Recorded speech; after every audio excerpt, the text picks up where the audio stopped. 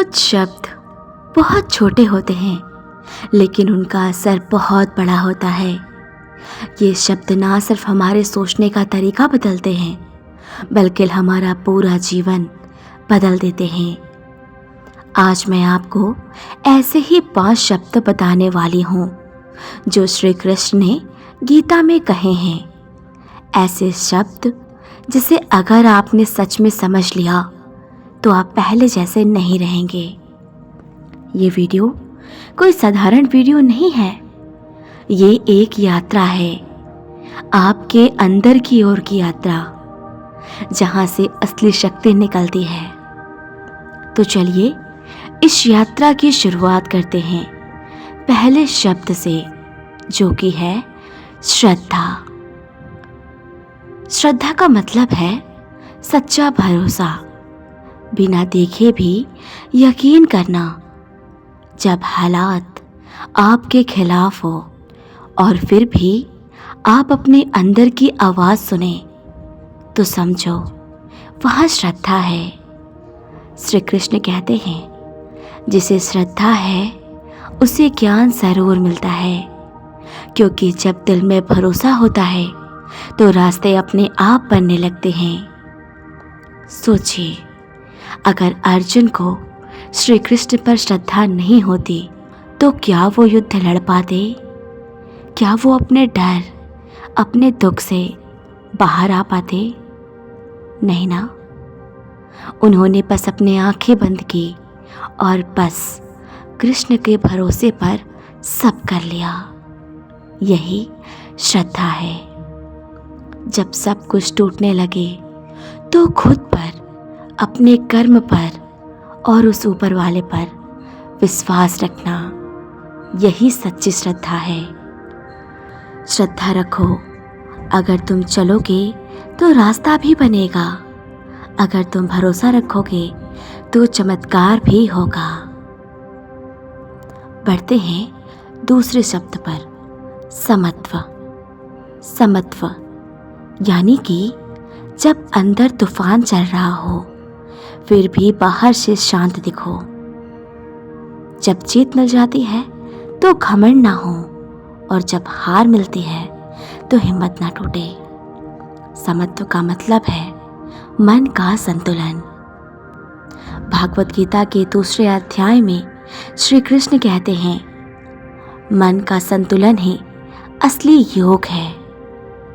सोचिए, अगर आपके जीवन में सब कुछ अच्छा हो रहा है तो खुश रहना आसान है, लेकिन असली बात तो तब होती है जब चीज़ें आपके मन मुताबिक नहीं चल रही होती है, तब भी आप शांत रह सकें। यही समत्व है। समत्व हमें टूटने नहीं देता, ये हमें गहराई से मजबूत बनाता है, क्योंकि जब मन संतुलन में होता है तब हम सही फैसले ले सकते हैं। अगर आप जीवन के हर मोड़ पर शांत रहना सीख गए तो कोई भी परेशानी आपको हिला नहीं सकती। समत्व का अभ्यास करिए। हर दिन थोड़ी देर बैठो, आंखें बंद करो और खुद से कहो जो हो रहा है वो भी ठीक है, जो नहीं हो रहा है वो भी किसी भले के लिए। यही सोच आपको भीतर से ताकतवर बना देगी। अब तक हमने 2 शब्द समझा, श्रद्धा और समत्व। अब तीसरे शब्द की बारी है और ये शब्द है कर्म, जिस पर पूरी गीता टिकी है, जिसे हम रोज करते हैं, हर पल करते हैं, कभी सोचकर कभी बिना सोचे। लेकिन क्या आपने कभी अपने कर्म की गहराई को समझा है? श्री कृष्ण ने गीता में सबसे ज़्यादा जोर जिस चीज़ को दिया है वो है कर्म। उन्होंने कहा, कर्म करो, फल की चिंता मत करो।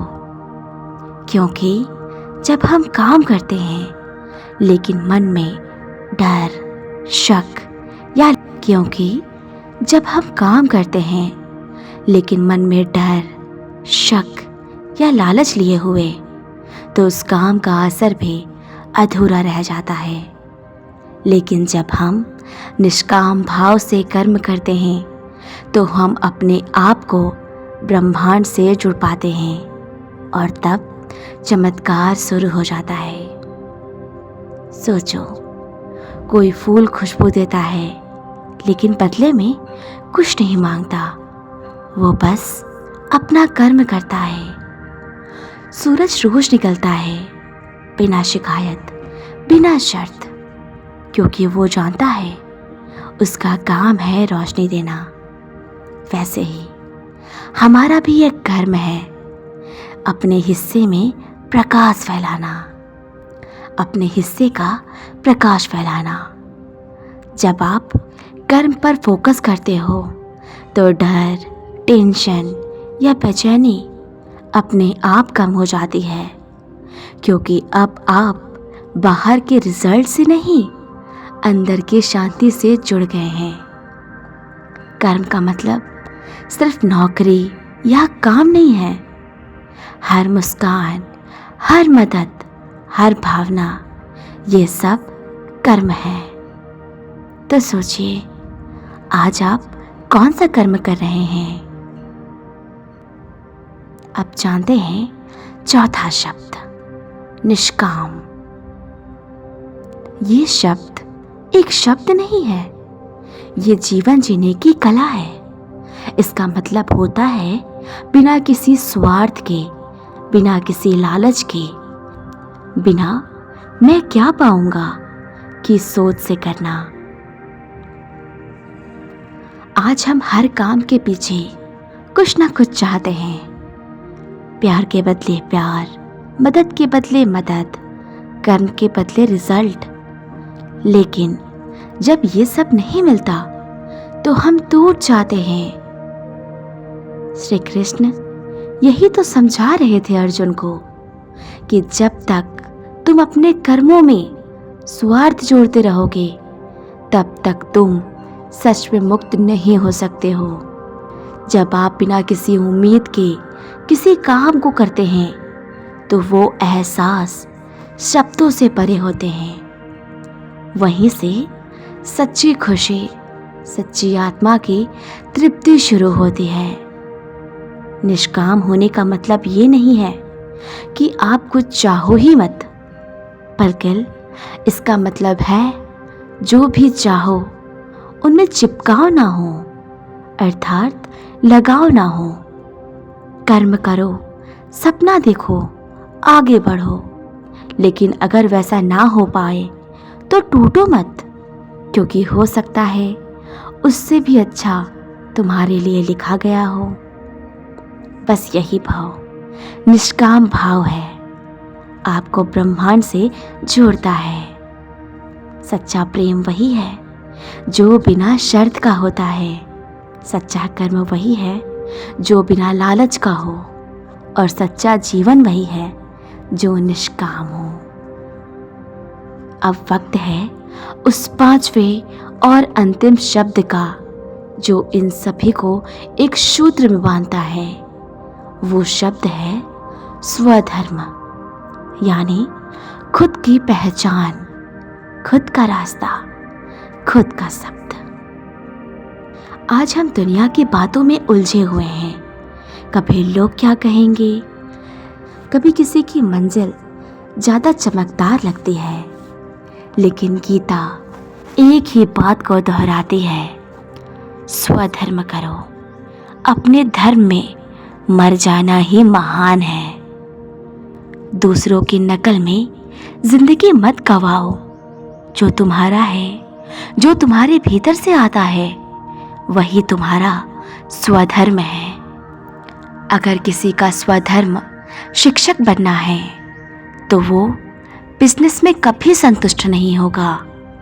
अगर किसी का स्वधर्म सेवा करना है तो वह सिर्फ पैसे के पीछे भागकर थक जाएगा। स्वधर्म वो है जो करते हुए समय का होश ना हो, जिसे करते हुए आत्मा मुस्कुरा उठे। आपका स्वधर्म आपको पहचान दिलाता है। वही रास्ता है जहां आपकी आत्मा नाचती है, और जहाँ आत्मा नाचे वही भगवान बसते हैं। अगर तुम श्रद्धा से भरोसा रखो, समत्व से संतुलन साधो, कर्म को अपना धर्म समझ के करो, निष्काम होकर उन पर लगे रहो और स्वधर्म को पहचान कर उसी राह पर चलो, तो फिर तुम्हें कोई नहीं रोक सकता। तुम खुद को पालोगे, तुम ईश्वर को पालोगे और तुम्हारा जीवन एक उदाहरण बन जाएगा। भागवत गीता सिर्फ एक ग्रंथ नहीं है, ये आत्मा की भाषा है। हर शब्द एक दीपक है और आज तुमने 5 ऐसे दीपक जलाए हैं जो तुम्हारे जीवन के अंधेरे को खत्म कर सकते हैं। अगर इस वीडियो का कोई एक शब्द भी आपके दिल को छू गया हो तो इस ज्ञान को अपने दोस्तों, परिवार और दुनिया तक ज़रूर पहुंचाना, क्योंकि जिस दिन हर व्यक्ति अपने स्वधर्म को पहचान लेगा उस दिन दुनिया से भटकाव मिट जाएगा और गीता सिर्फ किताब नहीं, जीवन बन जाएगी। धन्यवाद।